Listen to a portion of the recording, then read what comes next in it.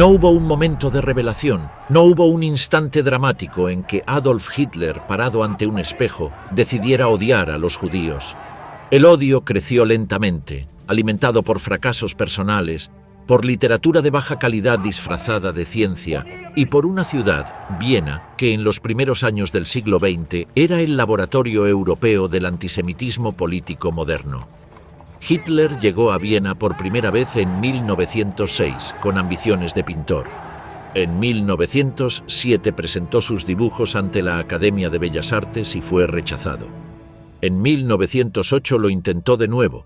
Esta vez ni siquiera fue admitido a la prueba de ingreso. Ese mismo año murió su madre, Clara, de cáncer de mama, el 21 de diciembre. Adolf tenía 19 años, ningún título, ningún oficio, ningún plan. Liquidó su modesta herencia y la pensión de huérfano.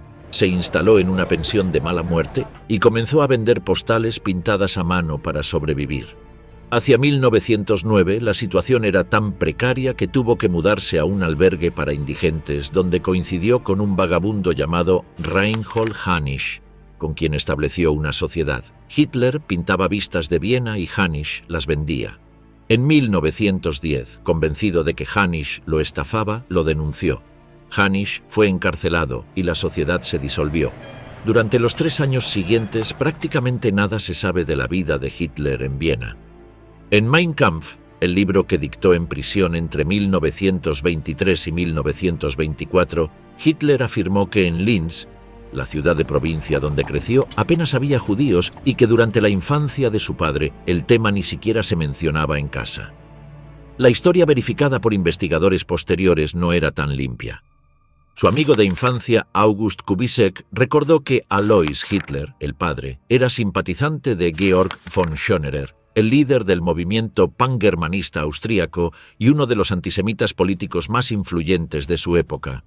Al menos uno de los maestros de Hitler en la Realschule de Linz tenía opiniones abiertamente antisemitas, y el propio Hitler, según Kubisek, leía ya en 1904, con solo 15 años, el periódico local Linzer Fliegende Blätter, de orientación claramente antisemita. El Hitler que se presentó a sí mismo en Mein Kampf como un hombre que descubrió el problema judío por su cuenta, en solitario, purificado de toda influencia, era una construcción retrospectiva. La leyenda del genio político, que no le debía nada a nadie, comenzó a fabricarse incluso antes de que él llegara al poder. Pero fue Viena la que moldeó definitivamente su visión del mundo. La capital imperial tenía en esa época casi 2 millones de habitantes, de los cuales cerca de 200.000 eran judíos, el 10% de la población.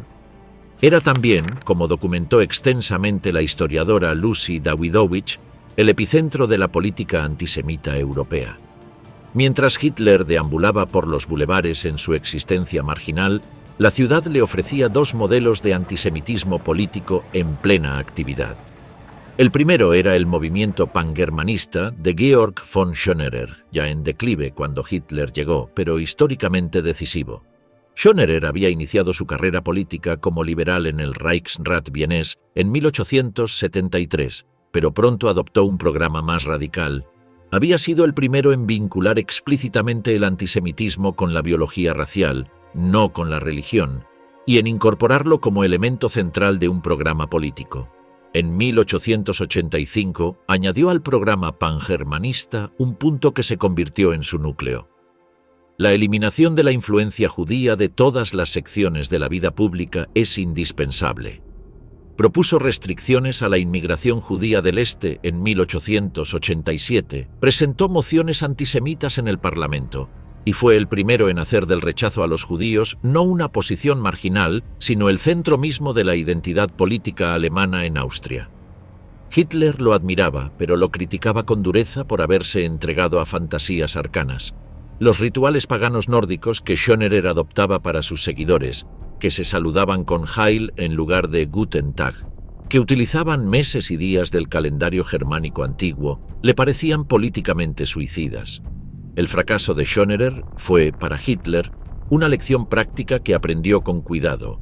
El antisemitismo necesitaba ser un instrumento del poder de masas, no un rito de secta. El segundo modelo era Karl Lueger, el alcalde de Viena entre 1897 y 1910, líder del Partido Cristiano Social y el antisemita más exitoso electoralmente que había producido Europa Central hasta ese momento. Lueger llenaba plazas con su retórica, ganó elección tras elección.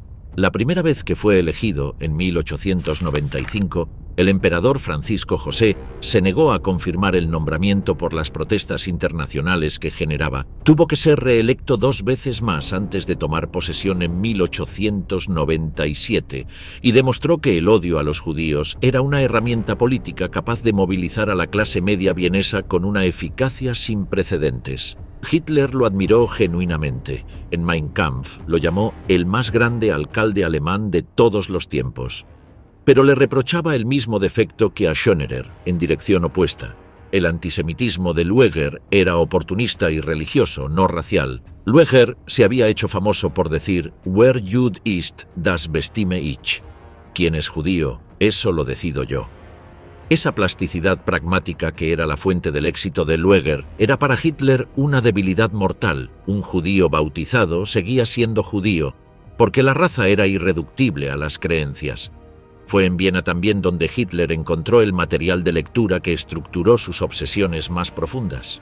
Entre 1907 y 1910 consumió con avidez una serie de panfletos publicados bajo el título Ostara.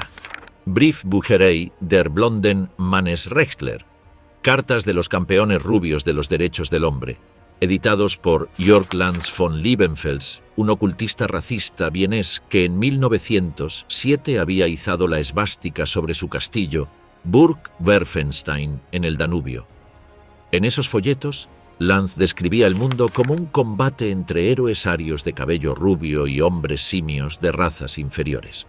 La carga sexual era explícita y permanente, la pureza de la mujer aria amenazada por la sexualidad demoníaca del inferior.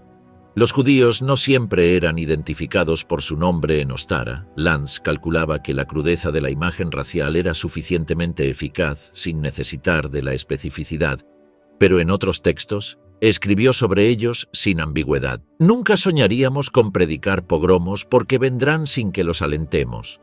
Lo que proponía como solución era la esterilización, el cuchillo de la castración. Cuando en 1909 Hitler fue a buscar números atrasados directamente a Lanz, el editor, halagado, se los dio gratis. En la biblioteca privada de Hitler, encontrada después de la guerra, había al menos 2 ejemplares de otros panfletos de Lanz. Das Buch der Psalmen Deutsch, un libro de oraciones para místicos raciales y antisemitas, y Das Gesetzbuch der Manu und die Rassenpflege, publicado en 1908, que abogaba por limpiar la tierra de judíos y otras razas mongrelizadas. Otro pensador que circulaba en el Viena de Hitler era Guido von List, ocultista volkisch que glorificaba el pasado germánico precristiano, descifraba runas antiguas en busca de sabiduría oculta y promovía una cosmovisión en que un líder predestinado, reencarnado de los héroes teutónicos, restauraría la pureza racial. List estuvo asociado al movimiento pangermanista de Schönerer y escribió para sus publicaciones.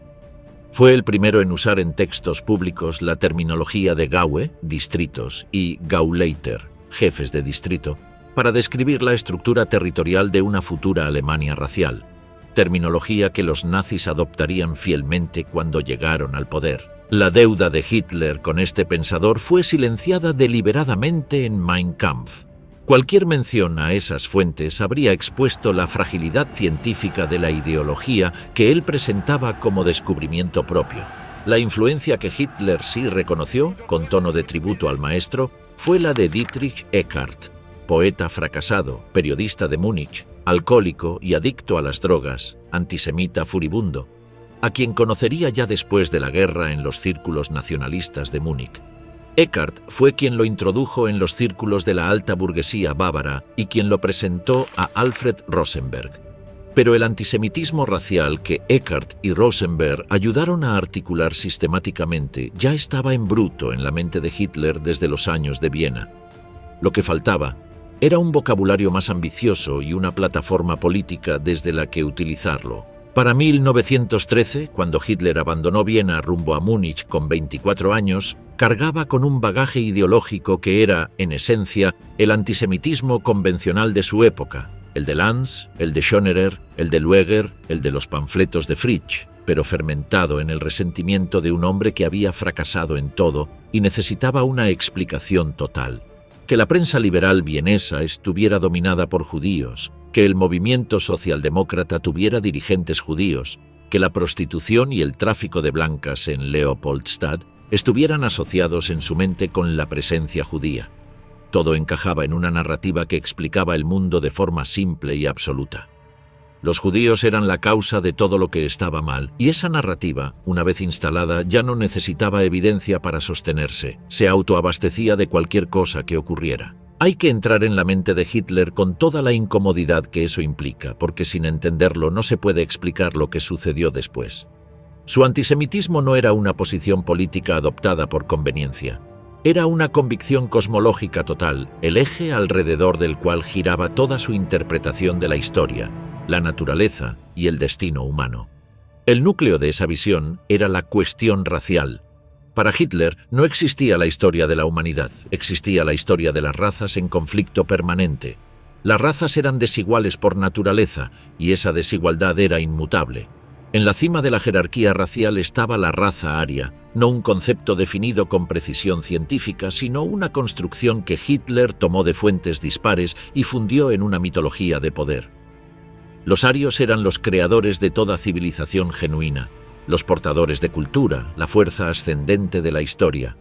La cuestión racial, escribió en Mein Kampf, da la clave no solo para la historia mundial, sino para toda la cultura humana, porque en la sangre sola reside la fortaleza, así como la debilidad del hombre. Toda la historia universal era reducible, en su esquema, a una sola variable, la pureza racial. Esta cosmovisión no era una elaboración original de Hitler. Tenía una genealogía intelectual precisa que se extendía a lo largo de casi un siglo. El conde Arthur de Gobineau había publicado entre 1853 y 1855 su Essai sur l'inégalité des races humaines, donde argumentaba que la cuestión racial eclipsa todos los demás problemas de la historia y que la decadencia de las civilizaciones era causada por la mezcla de razas. Richard Wagner, que el propio Hitler idolatró desde su adolescencia en Linz y cuyos escritos en prosa leyó también, publicó en 1850 Das Judentum in der Musik, el judaísmo en la música, donde declaró que la emancipación del yugo del judaísmo era la primera necesidad para la regeneración cultural alemana. Wagner depuraba la visión de Gobineau en términos específicamente germánicos y antijudíos, fundiendo racismo, música y redención nacional en una narrativa de salvación. Houston Stewart Chamberlain, el yerno de Wagner, cerró el ciclo en 1899 con Die Grundlagen des 19. Jahrhunderts, los fundamentos del siglo XIX, que traducido al alemán se convirtió en un fenómeno editorial. Chamberlain sistematizó la idea de que toda civilización occidental era obra de los arios, con los judíos como su antítesis perpetua. El propio Kaiser Guillermo II era un admirador entusiasta de Chamberlain. Cuando Alfred Rosenberg llegó a Múnich desde Rusia en 1919, se encargó de preparar para Hitler resúmenes de las ideas de Chamberlain. El préstamo intelectual fue directo pero nunca reconocido. El núcleo más agresivo de la construcción ideológica de Hitler era la figura del judío como parásito. No como adversario político, no como competidor económico, no como diferencia religiosa, como un organismo biológicamente definido cuya naturaleza era la de un parásito que vivía a expensas de los organismos nacionales de otros pueblos. En Mein Kampf escribió que si los judíos estuvieran solos en el mundo, se asfixiarían en su propia suciedad y en sus desechos. Eran portadores de gérmenes, envenenaban la sangre de los demás conservando la propia y eran una levadura de descomposición, frase que Hitler tomó del historiador Theodor Mommsen, sacándola de contexto para convertirla en un insulto racial. La representación de los judíos como portadores de suciedad y enfermedad tenía una genealogía medieval. Durante la peste negra, en el siglo XIV, los judíos habían sido acusados de envenenar los pozos y propagarla deliberadamente. Hitler la actualizó con el lenguaje de la microbiología, que le prestaba un barniz de cientificidad. Paul de Lagarde, uno de los pensadores Völkisch del siglo XIX que Hitler había leído en Viena, había escrito décadas antes: uno necesitaría un corazón tan duro como la piel de cocodrilo para no sentir lástima por los pobres alemanes explotados y, lo que es idéntico, para no odiar a los judíos. Con la triquinosis y los bacilos no se negocia, ni la triquinosis ni los bacilos son educados. Son exterminados tan rápida y completamente como sea posible. Hitler tomó esa imagen y la llevó hasta sus consecuencias literales. La obsesión con la contaminación sexual era otro pilar central.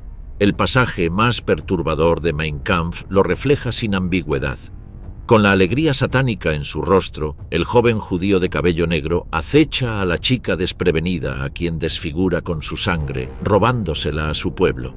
El lenguaje no es el de un político, es el de un hombre que ha internalizado la pornografía racista de Lanz von Liebenfels hasta confundirla con la realidad. Hitler culpó a los judíos específicamente de la propagación de la sífilis en la Alemania de posguerra y afirmó que el pecado contra la sangre y la raza es el pecado original de este mundo, tomando el vocabulario de la teología cristiana y aplicándolo a la eugenesia racial. Para Hitler, el instrumento contemporáneo de la dominación judía era el marxismo. La identificación entre judaísmo y bolchevismo fue, en gran medida, obra de Alfred Rosenberg, el emigrado alemán báltico que había llegado a Múnich desde Rusia tras la revolución bolchevique con los protocolos de los sabios de Sion bajo el brazo. Los protocolos, una falsificación fabricada por la policía secreta zarista Ojrana alrededor de 1900 y publicada en alemán en 1920, pretendían ser el plan secreto de una conspiración judía para el dominio mundial. En los primeros 6 meses de su circulación en alemán, se vendieron 120.000 ejemplares. Un periodista judío que asistió en esa época a varias reuniones dedicadas a comentar los protocolos describió una audiencia formada por funcionarios civiles, comerciantes, exoficiales, mujeres, sobre todo estudiantes de todas las facultades. Las pasiones, escribió, eran atizadas hasta el punto de ebullición. Hitler los calificó en Mein Kampf como un trabajo incomparable. Rosenberg escribió sobre ellos en innumerables artículos y fue él quien llevó a Hitler a desarrollar su tesis de que la Rusia bolchevique era, en esencia, un dominio judío, que los eslavos, incapaces de construir un Estado por sí solos, habían sido tomados por los judíos y que el imperio ruso solo podía colapsar bajo ese yugo. Las consecuencias geopolíticas de esta tesis eran directas. Si Rusia era un dominio judío bolchevique, entonces la guerra contra Rusia era simultáneamente una guerra contra el judaísmo mundial. No había una distinción entre las dos. Y si la sangre aria era incompatible con el marxismo judío, entonces el objetivo final no podía ser la derrota militar del enemigo, sino su aniquilación biológica. El 16 de septiembre de 1919, en respuesta a una carta de un oficial llamado Adolf Gemlich, que le pedía aclaración sobre la cuestión judía, Hitler escribió su primera formulación política conocida del problema. El antisemitismo como movimiento político, escribió, no puede y no debe determinarse por factores emocionales, sino por la comprensión de los hechos. Los hechos, continuó, establecen que el judaísmo sin duda es una raza y no una comunidad religiosa. El efecto del judaísmo es la tuberculosis racial de los pueblos. Y el objetivo del antisemitismo racional, que debía distinguirse del antisemitismo emocional que producía solo pogromos, tenía que ser irremediablemente la eliminación de los judíos por completo. La palabra usada era Entfernung, remoción. En 1919 su ambigüedad todavía era real. En 1942 ya no lo sería. El 30 de enero de 1939, en el Reichstag, Hitler pronunció la profecía que repetiría 4 veces durante los años de la guerra. Si la finanza judía internacional volvía a desencadenar una guerra mundial, el resultado no sería la bolchevización del mundo y por tanto la victoria de los judíos, sino la aniquilación de la raza judía en Europa. La usaba retrospectivamente para legitimar el genocidio en marcha, datándola en el 1 de septiembre de 1939, cuando en realidad la había pronunciado meses antes. Era una de sus pocas confusiones de fechas, reveladora por lo que indica que el genocidio no era para él una consecuencia de la guerra, sino uno de sus objetivos primarios. El 30 de enero de 1933, a pocas horas del mediodía, Paul von Hindenburg, presidente de la República de Alemania, administró el juramento de canciller a Adolf Hitler. Hitler juró proteger la Constitución y las leyes del pueblo alemán, ejercer su cargo con imparcialidad y justicia hacia todos.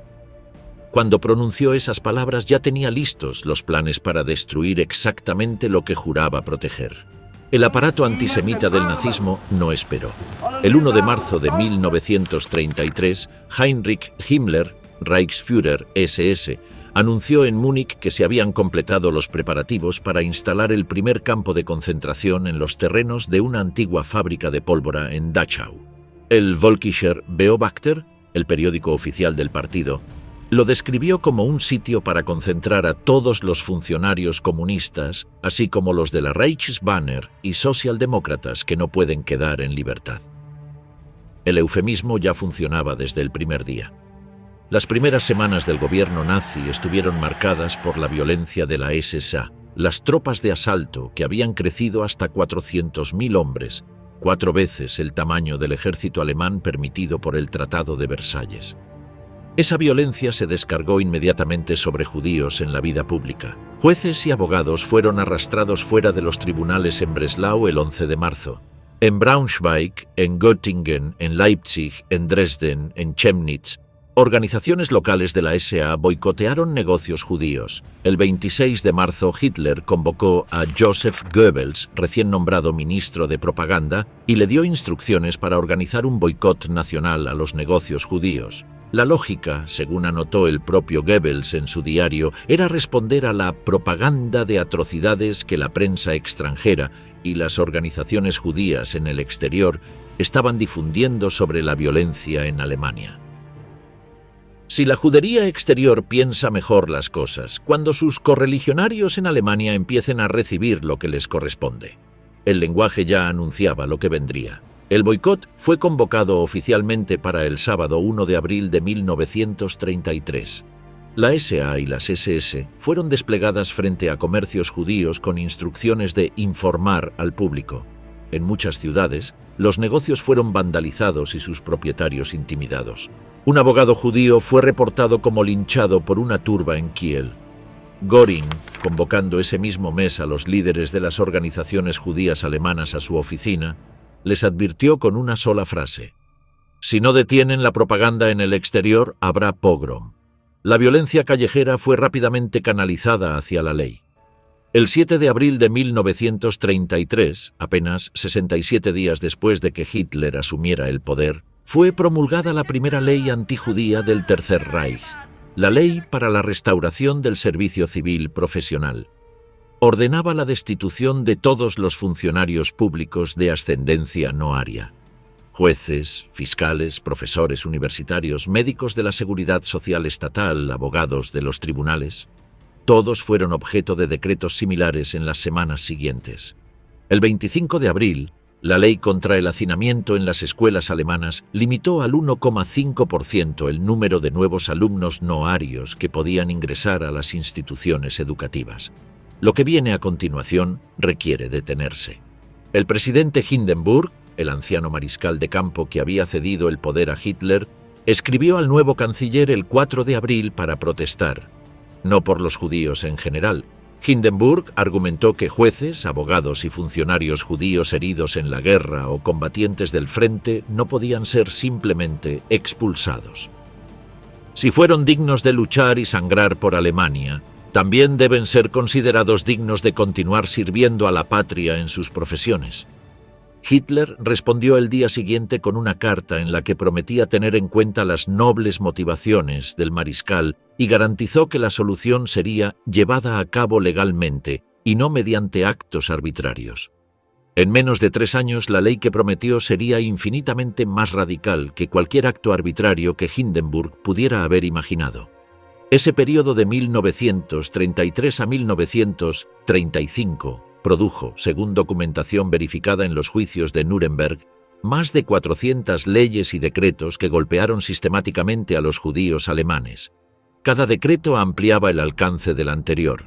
La exclusión de los tribunales fue seguida por la exclusión de las orquestas, los teatros, las universidades, la prensa. El objetivo no era solo quitarles el trabajo, era borrarlos de la vida pública alemana como si nunca hubieran sido parte de ella. El 15 de septiembre de 1935, en Nuremberg, durante el Congreso Anual del NSDAP, el Reichstag aprobó por unanimidad 2 leyes que transformaron el antisemitismo racial de doctrina en código legal del Estado alemán. Fue el acto jurídico más significativo del proceso que llevaría al genocidio y se redactó en menos de 24 horas. Lo que ocurrió en los días previos a esa votación dice mucho sobre el modo en que operaba el régimen. El 13 de septiembre, Hitler decidió repentinamente que quería legislación racial para el cierre ceremonial del Congreso del Partido, previsto para el 15. Solo existía un proyecto listo, una ley que prohibía a los judíos exhibir la bandera nacional alemana, concebida como respuesta a una manifestación en Nueva York el 26 de julio de 1935, en que la bandera de la esvástica fue arrancada del transatlántico SS Bremen. Hitler quería algo más espectacular. Convocó a Wilhelm Frick, ministro del Interior, y le dio instrucciones verbales. Frick puso a sus 2 principales colaboradores, Hans Pfundner y el secretario de Estado Wilhelm Stuckart, a trabajar inmediatamente desde Nuremberg. Stuckart llamó por teléfono a Bernhard Losener, el experto en derecho racial del ministerio en Berlín, y le ordenó volar con los archivos de borradores acumulados durante años de trabajo anticipatorio. Losener llegó la mañana del sábado 14 de septiembre. Desde ese momento hasta aproximadamente las 3 de la madrugada del 15, el equipo redactó varios borradores. Hitler los revisó y los aprobó. Esa prisa no era accidental ni improvisada, era posible porque los borradores ya existían. El Ministerio del Interior llevaba años acumulando proyectos de legislación racial en sus archivos. Desde 1928, cuando el NSDAP estaba todavía en la oposición, Helmut Nicolai, antiguo funcionario del gobierno prusiano asignado para planificar el futuro ministerio en caso de victoria electoral, había elaborado memorandos y proyectos legislativos. Un memorando del NSDAP de esa época declaraba con claridad: si el NSDAP obtiene mayoría absoluta, los judíos serán privados de sus derechos por medios legales. Si el NSDAP llega al poder solo mediante una coalición, los derechos de los judíos alemanes serán socavados por medios administrativos. La legalidad era el instrumento, no el límite. La ley para la protección de la sangre alemana y el honor alemán prohibía el matrimonio entre judíos y ciudadanos alemanes o de sangre emparentada. Prohibía las relaciones extramatrimoniales entre los 2 grupos. Prohibía a los judíos emplear servicio doméstico femenino alemán menor de 45 años, una disposición directamente derivada de la pornografía racial de Lanz von Liebenfels, que había pasado de los márgenes de la cultura vienesa al Código Civil del Reich. Les prohibía izar los colores nacionales alemanes, aunque podían exhibir colores judíos. La ley de ciudadanía del Reich estableció la distinción entre Staatsangehöriger, súbdito, quien vivía bajo la protección del Estado, y Reichsbürger, ciudadano del Reich, reservado exclusivamente para quienes tuvieran sangre alemana o emparentada. Los judíos quedaban fuera de la ciudadanía. Henceforth, en términos jurídicos, no tenían el Estado de su lado. Pero fue el decreto suplementario del 14 de noviembre de 1935 el que convirtió las leyes de Nuremberg en una maquinaria de clasificación racial de una meticulosidad casi burocráticamente obscena. Era judío quien tuviera al menos 3 abuelos judíos completos, también quien tuviera 2 abuelos judíos y perteneciera a la comunidad religiosa judía al 15 de septiembre de 1935. O quien se casara con un judío o naciera de relaciones con un judío después del 31 de julio de 1936. Las categorías intermedias de Mischlinge, sangre mixta, se dividían en primer grado, 2 abuelos judíos sin pertenecer a la comunidad judía ni estar casado con un judío, y segundo grado, un abuelo judío. La distinción parecía técnica, sería en pocos años la diferencia entre vivir y morir. El comentario oficial a las leyes de Nuremberg, redactado por el secretario de Estado Stuckart y su asistente Hans Globke, el mismo Globke que décadas después, en la República Federal Alemana, llegaría a ser jefe de la oficina de personal del gobierno del canciller Konrad Adenauer en un capítulo oscuro de la continuidad burocrática alemana de posguerra, declaraba sin rodeos que el reconocimiento de la importancia de la sangre y la raza para el folk y el Estado era una de las bases principales de la cosmovisión nacionalsocialista. La ciudadanía del Reich, explicaban, no era una cuestión de derechos individuales. Derivaba de la pertenencia al Volk, y la pertenencia al Volk requería tanto pureza racial como disposición y capacidad de servir lealmente al pueblo y al Reich. El ciudadano del Reich era, según esta construcción, el portador de todos los derechos políticos plenos.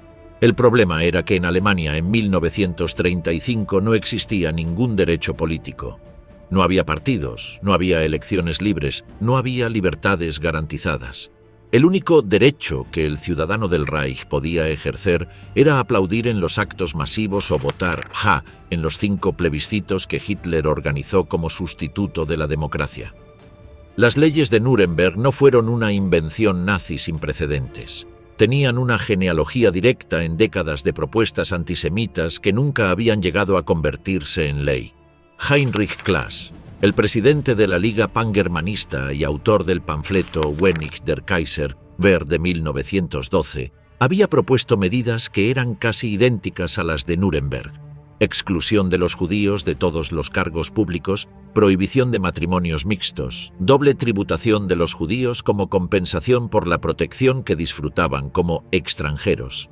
Adolf Stocker, el predicador de la corte del Kaiser que había fundado en 1878 el Partido Cristiano Social de los Obreros, había propuesto en 1879 restricciones a los jueces y maestros judíos y un censo confesional para cuantificar la desproporción entre el capital judío y el trabajo cristiano. Theodor Fritsch, el Grand Old Man del antisemitismo organizado alemán que publicó desde los años 80 su Antisemitenkatechismus, rebautizado después como Handbuch der Judenfrage, había formulado sus 10 mandamientos alemanes de legítima defensa, con 2 dedicados específicamente a la pureza racial. No ensuciarás la noble sangre aria de tu pueblo mezclándola con la sangre judía, y no tendrás trato social con el judío. Hitler mismo había introducido legislación antisemita propositiva desde los primeros años parlamentarios del NSDAP. El 27 de mayo de 1924, con el partido recién reconstruido y con 32 diputados en el Reichstag tras las elecciones de mayo, los nazis introdujeron una moción para colocar a todos los miembros de la raza judía bajo legislación especial. En julio de ese año, propusieron un proyecto de ley para excluir a los miembros de la raza judía de todos los cargos públicos del Reich y lograr su destitución inmediata.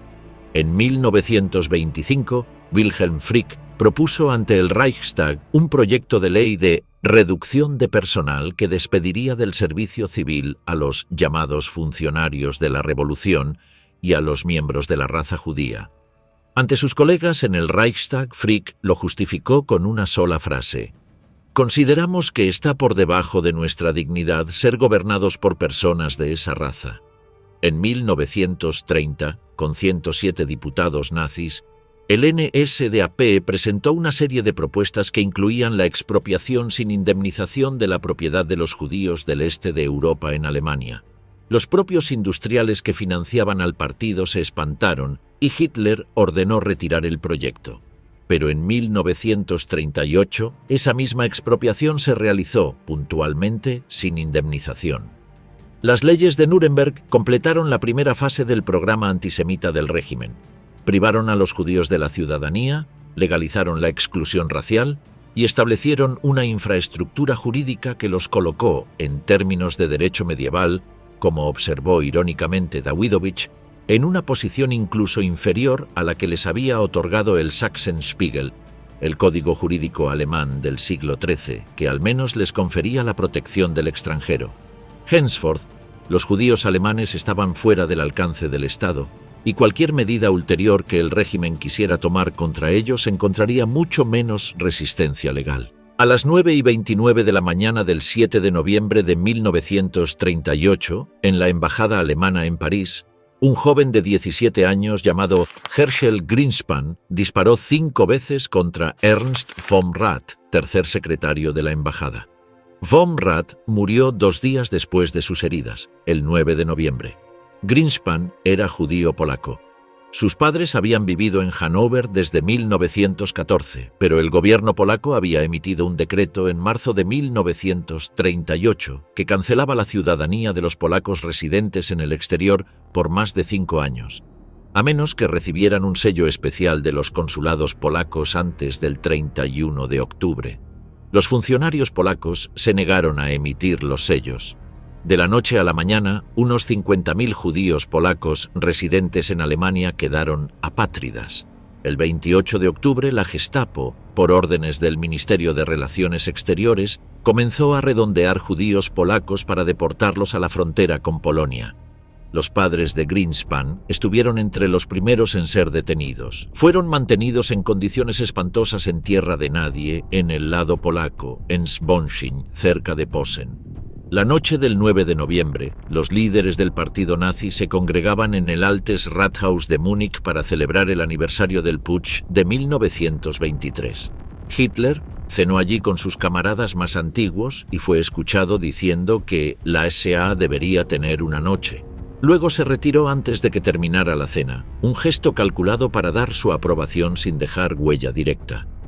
Goebbels pronunció entonces un discurso inflamatorio ante el grupo congregado, llamando a demostraciones espontáneas. Los miembros del partido sabían exactamente qué quería decir espontáneo. Himmler y Heydrich estaban en Múnich esa noche, pero no en la reunión del partido. Cuando recibieron información de lo que se estaba planeando, Himmler verificó con Hitler y ordenó a Heydrich conformarse a los deseos de la oficina de propaganda. En las primeras horas del 10 de noviembre, Heydrich emitió instrucciones para toda Alemania. Los incendios de edificios judíos no debían propagarse a propiedades no judías, los extranjeros no debían ser molestados y había que arrestar en todos los distritos a tantos hombres judíos sanos, especialmente los ricos, como los espacios de custodia preventiva pudieran acomodar. Lo que siguió fue el pogrom más violento que la Europa moderna había presenciado en décadas.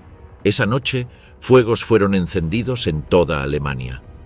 La cantidad de vidrio de escaparate destruido, que cubría las aceras de pueblos y ciudades alemanas, fue estimada después en la mitad de la producción anual de vidrio plano de Bélgica, de donde había sido importado. Más de 7.000 negocios judíos fueron destruidos. Casi 100 judíos fueron asesinados en el acto y miles más sometidos a torturas y vejaciones.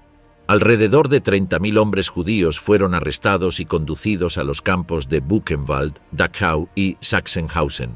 David H. Buffum, el cónsul general norteamericano en Leipzig, envió el 21 de noviembre de 1938 un informe al Departamento de Estado describiendo lo que observó.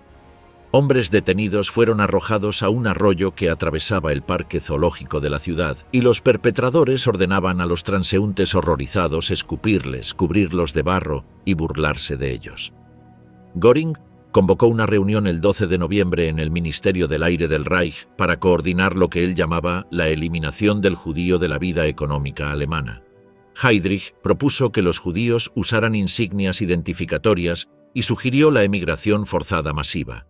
Göring planteó la idea del gueto, y al final de la reunión, casi de pasada, preguntó qué pensarían los presentes si él anunciara que la judaicería debería contribuir con 1.000 millones de marcos como castigo. No hubo objeciones. Göring emitió ese mismo día el decreto sobre la contribución de penalización de los judíos que eran súbditos alemanes. La póliza fue efectivamente cobrada. Cuando la reunión se cerró, Göring pronunció la frase que resumía el espíritu de ese gobierno. «Debo decir de nuevo que no me gustaría ser judío en Alemania». Luego, imitando el estilo de su Führer, cerró con una amenaza. Si Alemania entraba en conflicto con potencias extranjeras en el futuro cercano, huelga decir que nosotros en Alemania haríamos primero que la cosa llegara a un ajuste de cuentas con los judíos. El 22 de junio de 1941, la Wehrmacht cruzó la frontera soviética en 3 grupos de ejércitos que se extendían desde el Báltico hasta el Mar Negro, con más de 3 millones de soldados alemanes desplegados en el frente más extenso de la historia militar. era la Operación Barbarroja. Con los ejércitos, o inmediatamente detrás de ellos, marchaban 4 formaciones especiales, las Einsatzgruppen, cuya misión, transmitida oralmente en la cadena de mando, no aparecía en ningún documento firmado: matar a todos los judíos en los territorios ocupados. La preparación había sido precisa. El 13 de marzo de 1941, el mariscal de campo Wilhelm Keitel emitió una directiva secreta en 5 copias que establecía el marco de autoridad del SS en las zonas de operaciones militares. Un párrafo específico asignaba al Reichsführer SS Himmler tareas especiales para la preparación de la administración política vinculadas a la lucha final entre 2 sistemas políticos opuestos. Ese lenguaje escatológico era, según el propio Keitel declaró después en Nuremberg, dictado directamente por Hitler. Era la autorización formal para que las Einsatzgruppen operaran en los territorios conquistados al margen de la disciplina militar y de cualquier código de derecho internacional. Keitel declaró haber objetado tenazmente el párrafo que daba a Himmler autoridad en la retaguardia operativa, pero que su oposición fue inútil. El entrenamiento de las Einsatzgruppen comenzó en mayo de 1941 en los centros de reclutamiento de Prech y Düben, en Sajonia, 2 pueblos al noreste de Leipzig. Los aproximadamente 3.000 hombres que formarían los 4 grupos, entre 800 y 1.200 por grupo, provenían de las SS, el SD, la Gestapo, la Policía Criminal, Kripo, la Policía del Estado, Stapo, la Ordnungspolizei y las Waffen-SS. Sus oficiales eran en su mayoría hombres con educación universitaria, abogados, médicos, economistas que habían llegado a las SS a través de la carrera profesional dentro del aparato de seguridad del Estado. En múltiples sesiones de adoctrinamiento, Heydrich les explicó que el judaísmo en el este es la fuente del bolchevismo y debe por lo tanto ser aniquilado de acuerdo con los objetivos del Führer. Nadie cuestionó la orden. Cuando el ejército alemán abrió su avance el 22 de junio, las Einsatzgruppen entraban a cada pueblo o ciudad pocas horas después de la conquista. Los 4 grupos tenían áreas de operación específicas. El Einsatzgruppe A, asignado al Grupo de Ejércitos Norte, operaba en los países bálticos, Estonia, Letonia, Lituania, bajo el mando del SS Brigadeführer Walter Stahlecker. El Einsatzgruppe B, con el Grupo de Ejércitos Centro en Bielorrusia y las zonas orientales hacia Moscú, bajo el SS Brigadeführer Arthur Neve. El Einsatzgruppe C, con el Grupo de Ejércitos Sur en el norte y centro de Ucrania, bajo el SS Brigadeführer Otto Rasch. Y el Einsatzgruppe D, con el 11º Ejército en el sur de Ucrania y la Crimea, bajo el SS Gruppenführer Otto Ollendorf. Sus directivas operativas venían directamente de la RSHA de Heydrich.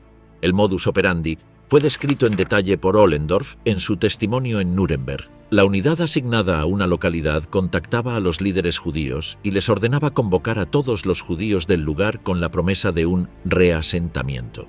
Se les pedía que entregaran sus objetos de valor. Poco antes de la ejecución debían ceder la ropa exterior. Hombres, mujeres y niños eran conducidos a un lugar de fusilamiento, generalmente una trinchera antitanque ya excavada o un barranco en las afueras de la localidad, donde eran fusilados de rodillas o de pie y los cadáveres arrojados al foso. Las fosas eran luego cubiertas de tierra. A veces el sonido de los disparos continuaba por horas. Lituania es uno de los documentos más escalofriantes de la historia del genocidio. Con la precisión contable de un gerente de almacén, Jäger registró cada operación llevada a cabo entre el 2 de julio y el 25 de noviembre de 1941. Fecha, lugar, número y categoría de víctimas. En Rokiskis, el 15 y 16 de agosto, 3.207 personas.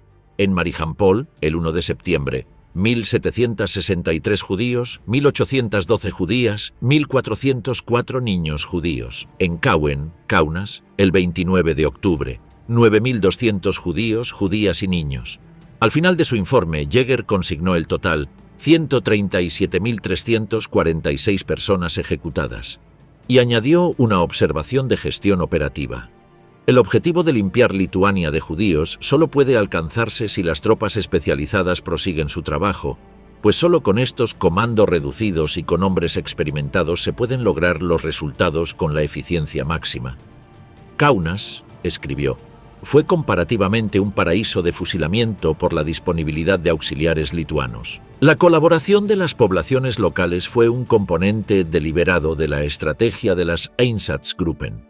En Lituania, Latvia, Estonia y Ucrania, las formaciones auxiliares de policía local, reclutadas entre hombres que habían sufrido bajo la ocupación soviética de 1940 a 1941 y que tenían sus propias tradiciones antisemitas, participaron activamente en los fusilamientos. Heydrich había instruido a sus jefes de Einsatzgruppen a no obstaculizar los pogromos que estas poblaciones pudieran iniciar espontáneamente, sino a organizarlos discretamente y asegurarse de que no dejaran rastro visible de iniciativa alemana. En Kaunas, el mismo día de la entrada alemana, el 25 de junio de 1941, grupos de activistas lituanos mataron a más de 4.000 judíos en las calles de la ciudad sin que un solo soldado alemán disparara.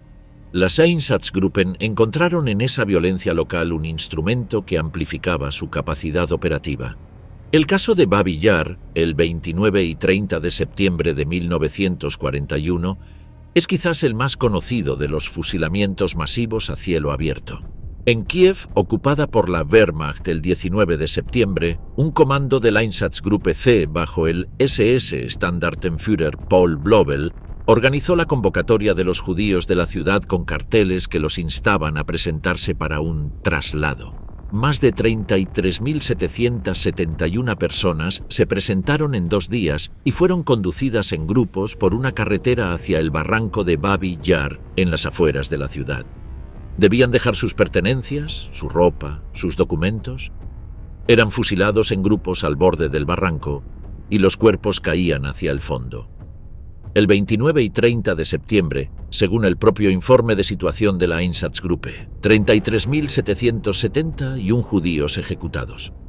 Fue la mayor matanza individual de los primeros meses de la guerra.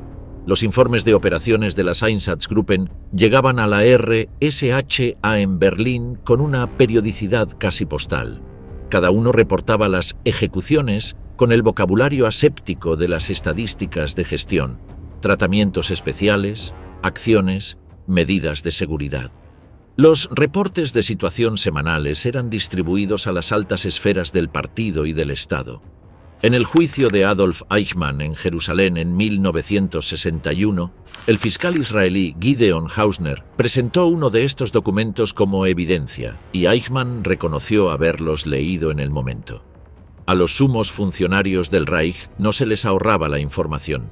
Se les presentaba en el idioma que habían aprendido a hablar. El Tribunal Militar Internacional de Nuremberg concluyó que las Einsatzgruppen y otras unidades de la Policía de Seguridad asesinaron a aproximadamente 2 millones de judíos, 2 millones de los 6, fusilados, uno por uno, en fosas comunes a lo largo de miles de kilómetros de territorio soviético, en una operación que duró más de 3 años. A las 12 del mediodía del 20 de enero de 1942, en una villa de la calle Am Großen Wannsee, 56 a 58, en el suburbio de Wannsee, en las afueras de Berlín, un edificio amplio con vistas al lago, adquirido en 1940 por el Servicio de Seguridad del Reich para uso como centro de conferencias, 15 altos funcionarios del Estado y el partido nazi se reunieron alrededor de una mesa para comer y beber y discutir durante aproximadamente 90 minutos los detalles de coordinación del genocidio.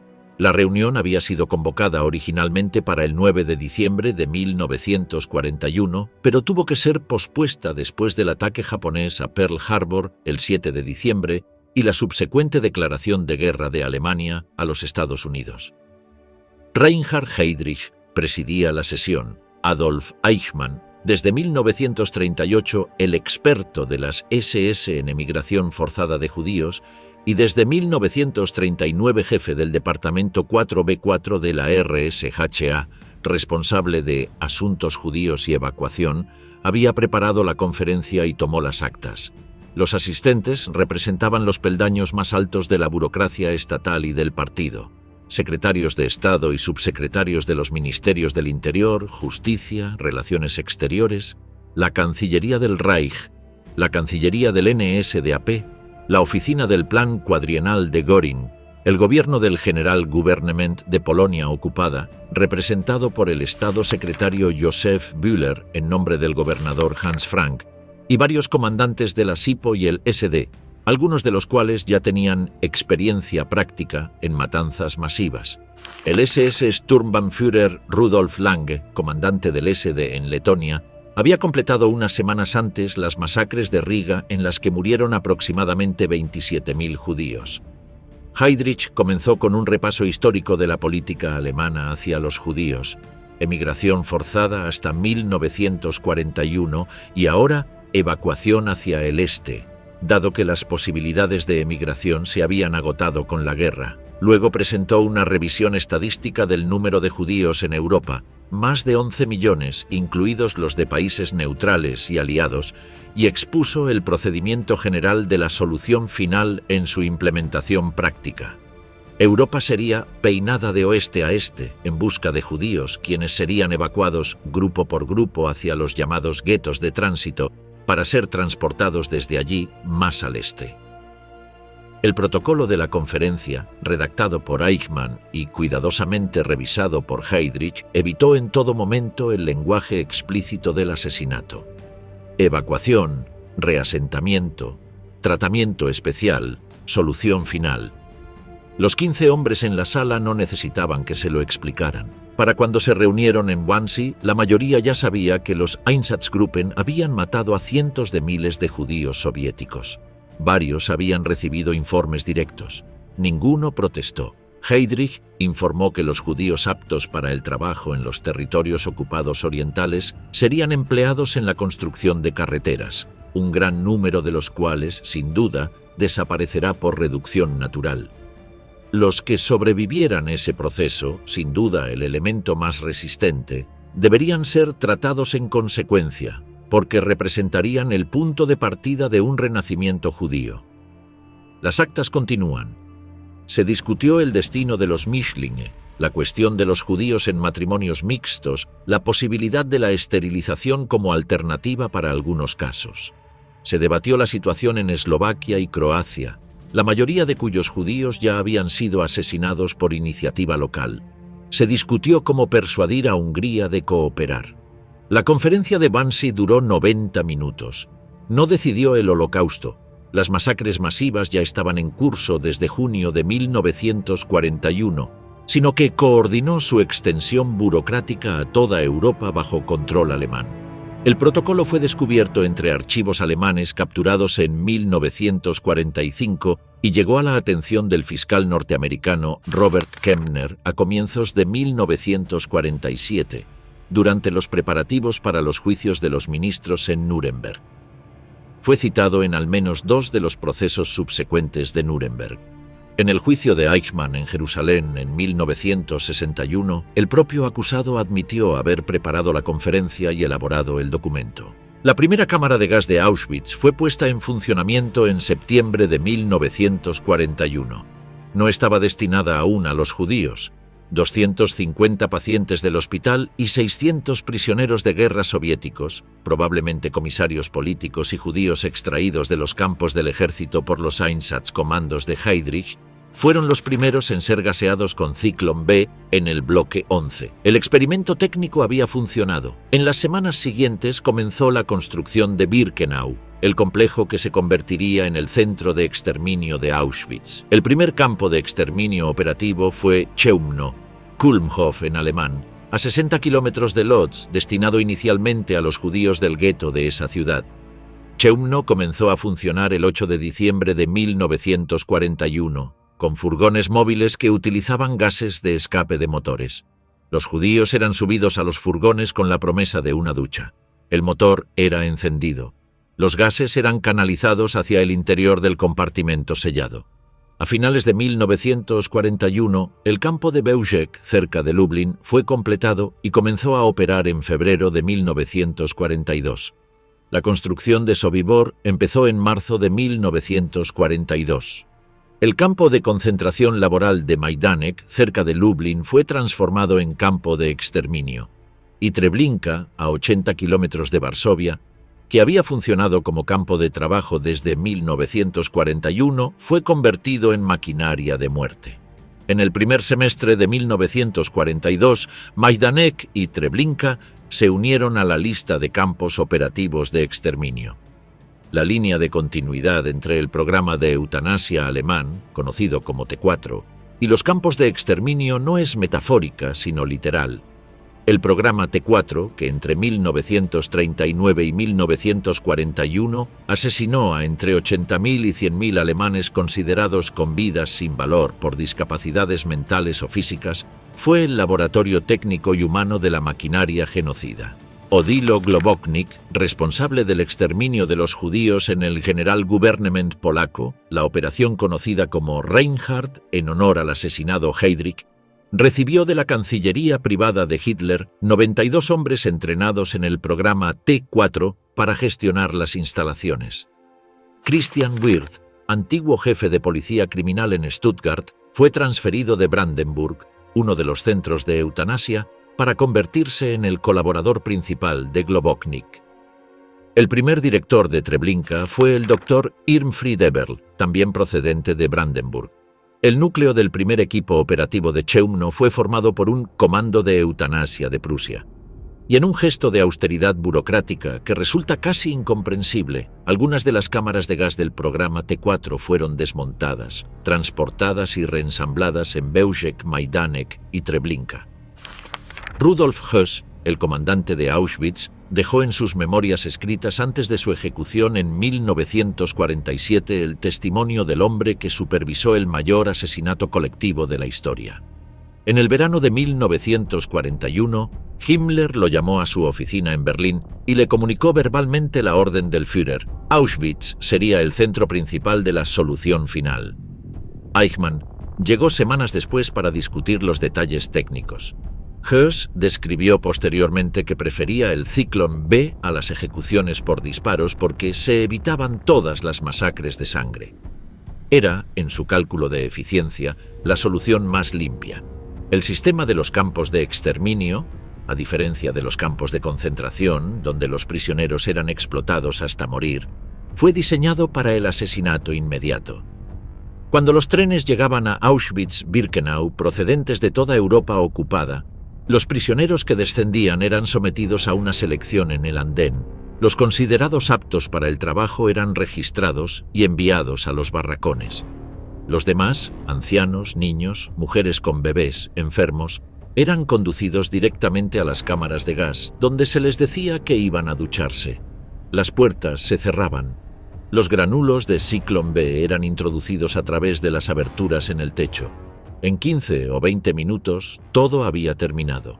En Treblinka, según declaraciones de supervivientes y el testimonio del propio Franz Stangl, su comandante, quien fue juzgado en Düsseldorf en 1970, no había selección. Casi todos los que llegaban en los trenes eran asesinados el mismo día. Entre julio de 1942 y agosto de 1943, en apenas 13 meses, entre 700.000 y 900.000 personas fueron asesinadas en Treblinka, la mayoría judíos polacos del distrito de Varsovia y otros territorios del Generalgouvernement. Treblinka no tenía fábricas ni instalaciones laborales relevantes. Era una maquinaria de muerte pura, disfrazada de estación de tránsito. El apéndice B del libro de Lucy Dawidowicz. La guerra contra los judíos, 1933 a 1945, presenta las cifras del exterminio país por país. Son difíciles de leer no porque sean abstractas, sino porque son específicas hasta la náusea.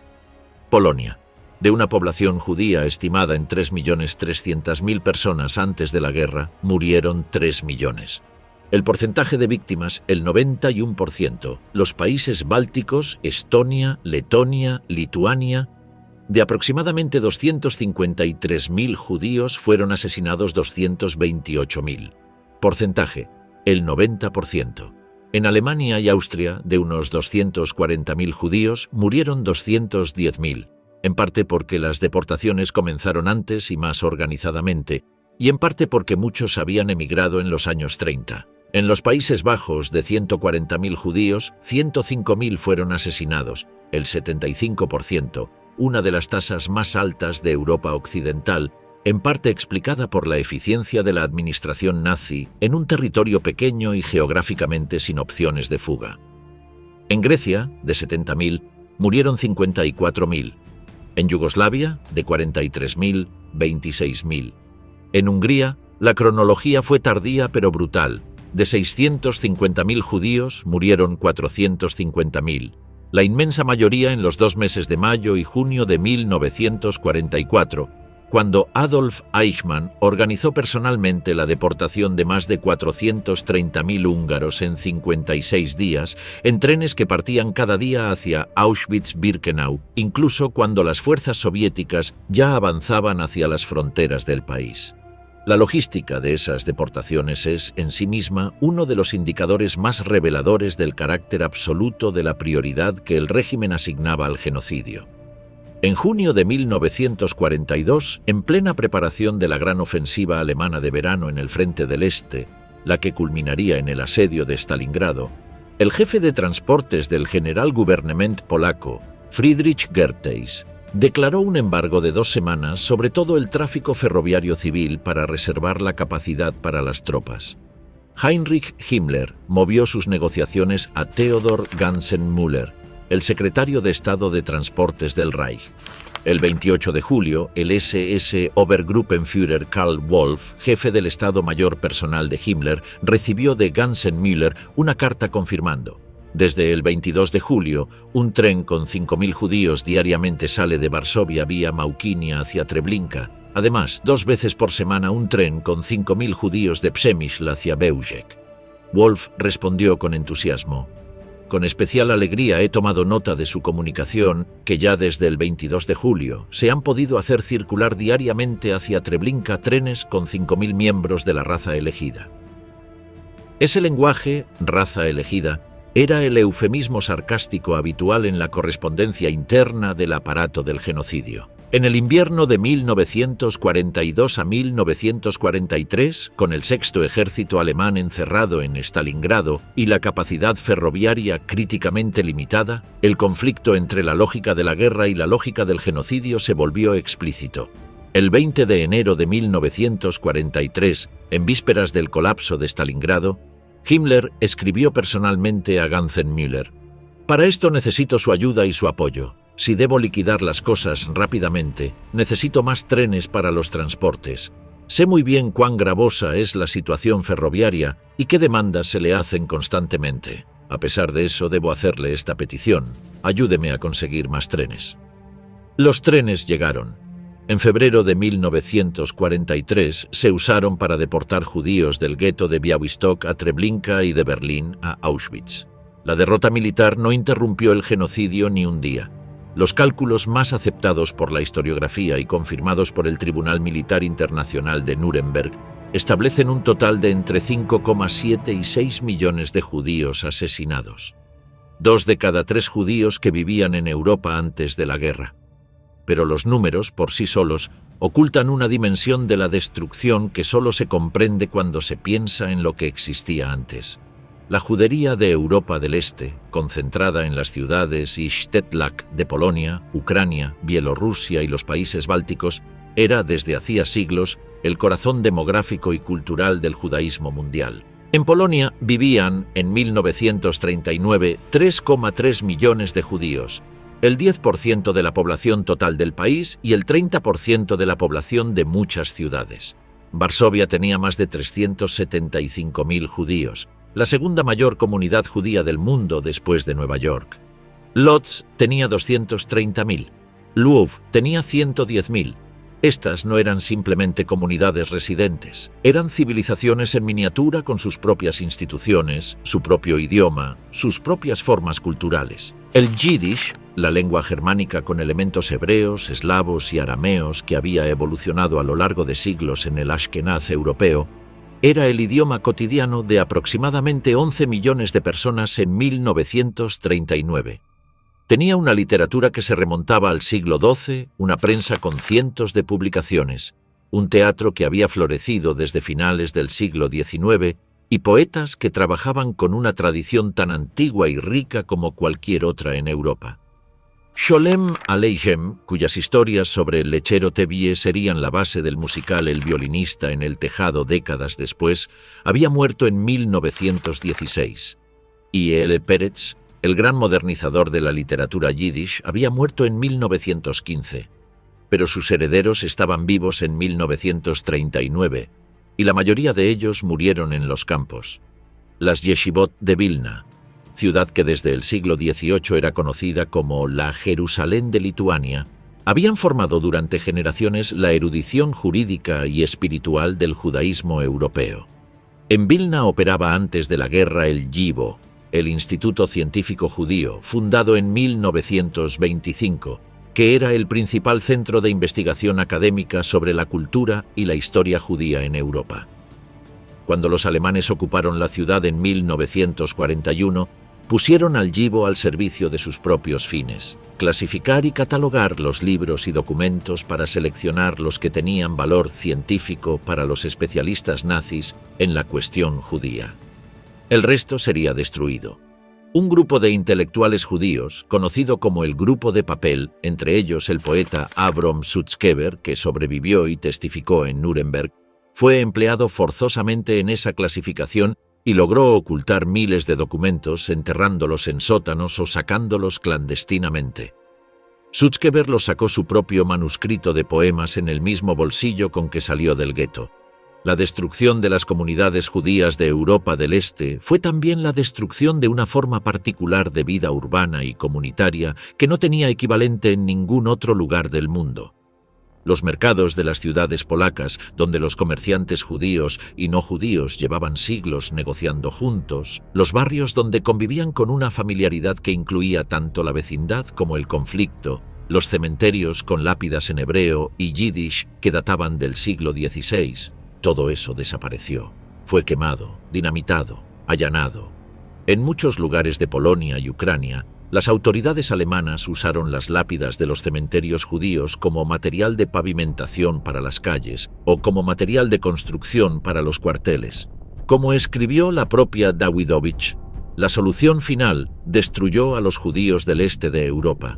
Al hacerlo, subvirtió los principios morales fundamentales y todos los sistemas de ley que habían gobernado, aunque de manera imperfecta, la sociedad humana durante milenios. El exterminio de 6 millones de personas no fue obra de un puñado de fanáticos. Requirió la participación activa o la complicidad pasiva de decenas de miles de personas. Conductores de tren, funcionarios del registro civil, policías municipales, burócratas del Ministerio de Transportes, pilotos de la Luftwaffe que transportaban a los coordinadores de las deportaciones, médicos que firmaban los certificados de aptitud para el trabajo y trabajadores de los campos que cada día llevaban a cabo las tareas que les asignaban. Los hombres de los Einsatzgruppen eran funcionarios educados. El perfil sociológico de sus oficiales, establecido por los historiadores después de la guerra, muestra una mayoría con educación universitaria, muchos con doctorado en Derecho, Economía o Humanidades. No eran psicópatas en el sentido clínico, eran ideólogos. Habían interiorizado tan completamente la idea del judío como parásito letal que disparar sobre familias enteras era para ellos un acto de higiene pública, no de crimen. Otto Ollendorf, jefe del Einsatzgruppe D, con educación jurídica y económica, que supervisó el asesinato de al menos 90.000 personas en Ucrania y Crimea, declaró ante el Tribunal Militar Internacional de Nuremberg que prefería el fusilamiento a las furgonetas de gas porque le parecía más honorable para ambas partes. Los informes de los jefes de los Einsatzgruppen citaban los eslóganes del nazismo para justificar las estadísticas de asesinatos: la lucha contra las alimañas, principalmente judíos y comunistas. La población de los países bálticos había sufrido mucho bajo el dominio del bolchevismo y el judaísmo. La banalidad del mal, en la fórmula de Hannah Arendt, quien cubrió el juicio de Adolf Eichmann en Jerusalén en 1961, no excusa el mal. La describe. Adolf Eichmann, responsable de la coordinación logística de la deportación de los judíos europeos a los campos de exterminio desde su despacho 4B4 del RSHA, no era un fanático que gritara consignas racistas. Era un burócrata eficiente que organizaba los horarios de los trenes y resolvía los problemas administrativos que surgían entre distintos ministerios. Fue esa eficiencia, el cumplimiento diligente de órdenes en un sistema que tenía el exterminio como objetivo, lo que lo convirtió en uno de los mayores asesinos de la historia. Ninguna institución encarna la conexión entre la ideología y el asesinato de forma más precisa que las Schutzstaffel, las SS, creadas en 1925 como una pequeña guardia de corps personal para Hitler dentro de la SA, se convirtieron bajo Heinrich Himmler en el Estado dentro del Estado que administró el genocidio. Himmler tomó el mando de las SS en enero de 1929, cuando la organización tenía apenas 280 miembros y era subordinada de la SA, que contaba ya con 60.000. Tenía 28 años, era hijo de un profesor de Múnich. Había estudiado agronomía, nunca había combatido en la Primera Guerra Mundial, llegó tarde a la edad de servicio y sufría de dolencias físicas crónicas, pero llevaba ya años leyendo vorazmente antisemitismo völkisch. En sus diarios de juventud, un documento extraordinario de cómo se fabricaba un perpetrador en la Alemania de entreguerras, anotó en 1919, después de leer un tratado antisemita que citaba los protocolos de los sabios de Sion, un libro que explica todo y nos dice contra quién debemos luchar la próxima vez. En 1922 anotó sobre la obra de Houston Stewart Chamberlain Raza y Nación. Es verdad y uno tiene la impresión de que es objetivo, no solo antisemitismo cargado de odio. Por eso tiene más efecto estos judíos tan terribles. Lo que Himmler construyó con las SS era, en su concepción, un experimento de ingeniería racial. Desde 1931 estableció la Oficina de Raza y Asentamiento, rusa, luego Russia, para examinar la ascendencia y la pureza racial de todos los candidatos a las SS y de sus futuras esposas. En 1931 emitió su orden de matrimonio y compromiso. Ningún miembro de las SS podía casarse sin la aprobación de Himmler y la Russia, que investigaban la genealogía racial de la novia hasta 4 generaciones atrás. Los miembros que se casaban sin ese permiso eran expulsados. El objetivo declarado era crear un linaje de sangre germánica pura que proporcionara a Alemania su futura clase dirigente. En 1935, para estimular la procreación racialmente valiosa, Himmler estableció dentro de las SS la organización Lebensborn, manantial de vida, que operaba casas maternales para madres solteras racialmente adecuadas cuyos hijos serían criados como alemanes puros. Cuando los nazis llegaron al poder en 1933, las SS tenían 50.000 miembros. En vísperas de la guerra, casi 250.000. La organización había proliferado en ramas, la SS General, Allgemeine SS. Las tropas de reserva especial, Verfügungstruppe, que serían la base de las Waffen-SS, y las unidades de la Calavera, Totenkopfverbände, responsables de administrar los campos de concentración. Los campos de concentración fueron la primera institución genocida del régimen, aunque no fueron diseñados inicialmente para el exterminio. Dachau abrió el 22 de marzo de 1933, 15 días antes de que se promulgara la primera ley antijudía. Su propósito declarado era el encarcelamiento de comunistas y, cuando sea necesario, de funcionarios del Reichsbanner y socialdemócratas. Pero desde el primer mes, el sistema era militarmente administrado por las SS bajo las órdenes de Theodor Eicke, un SS Obergruppenführer que Himmler había tenido previamente internado en una clínica psiquiátrica y a quien liberó en junio de 1933 para nombrarlo comandante de Dachau. Eicke sistematizó los reglamentos disciplinarios del campo, que incluían castigos corporales, trabajos forzados y el uso ilimitado de la violencia. Obtuvo el ascenso de inspector de todos los campos de concentración en 1934. Sus métodos se convirtieron en el estándar. La estructura de la SS fue diseñada específicamente para hacer posible el asesinato en masa sin que sus perpetradores fueran procesados por las instituciones legales normales del Estado. Los campos estaban fuera de la jurisdicción de los tribunales ordinarios. Los comandantes no respondían ante ningún ministerio civil, sino directamente ante Himmler, que respondía ante Hitler. La cadena de mando era paralela al Estado, no subordinada a él. Cuando Göring estableció la Gestapo en Prusia en 1933, Himmler la absorbió progresivamente hasta que en 1934 controlaba toda la policía política de Alemania. En 1939, la RSHA, la Oficina Central de Seguridad del Reich, unificó bajo un solo techo el SD, Servicio de Inteligencia de las SS, la Gestapo y la Policía Criminal. Su jefe era Reinhard Heydrich, el más frío e inteligente de los subordinados de Himmler. Fue Heydrich quien, el 31 de julio de 1941, recibió de Göring una carta, escrita a las instrucciones del Führer, que lo autorizaba a tomar todas las medidas necesarias de organización, prácticas y materiales para una solución total de la cuestión judía en la esfera de influencia alemana en Europa. Göring instruía además a Heydrich para que le presentara un plan completo. Ese plan fue el que se coordinó 6 meses después en la conferencia de Wannsee. La arquitectura de la SS fue, en síntesis, la arquitectura del genocidio.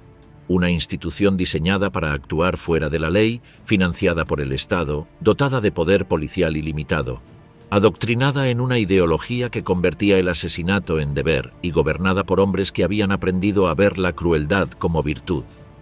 Himmler resumió esa ética en un discurso a los jefes de las SS en Posen el 4 de octubre de 1943, uno de los pocos registros directos en que un alto funcionario nazi habla sin eufemismos del exterminio en marcha.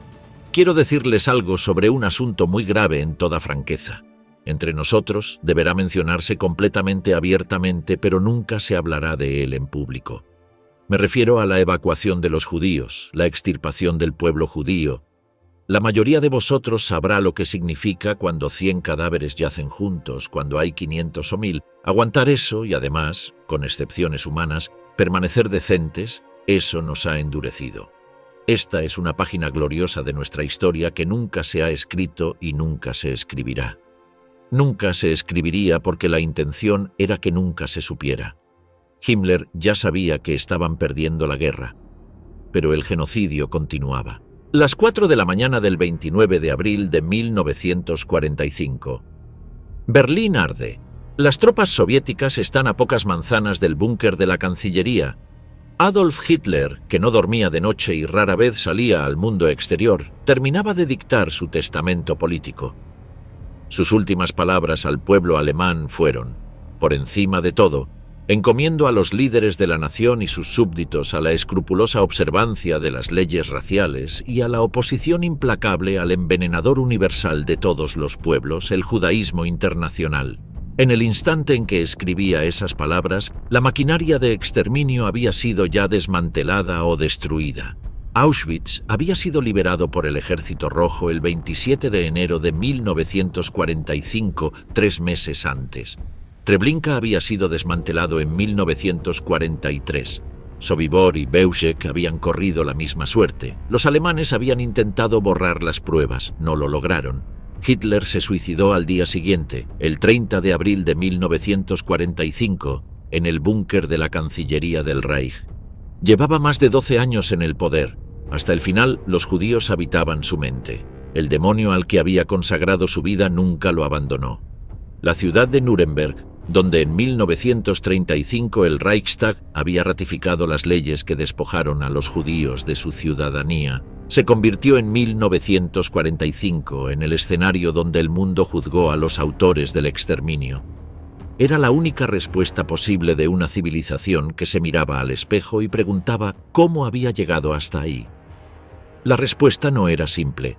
Nunca lo es cuando se trata de demostrar que el odio, una vez codificado en ley, institucionalizado en burocracia y legitimado como virtud cívica, puede destruir millones de vidas con la misma eficiencia con que una fábrica fabrica automóviles. El Holocausto no fue un accidente de la historia. Fue su consecuencia lógica una vez que ciertos principios fueron aceptados. Que los pueblos tienen jerarquías biológicas, que unos son inferiores por sangre, que el Estado tiene el derecho de definir quién pertenece a la comunidad humana y quién no. Esos principios no murieron en el búnker de Hitler, reaparecen, y cuando reaparecen, la historia exige ser recordada.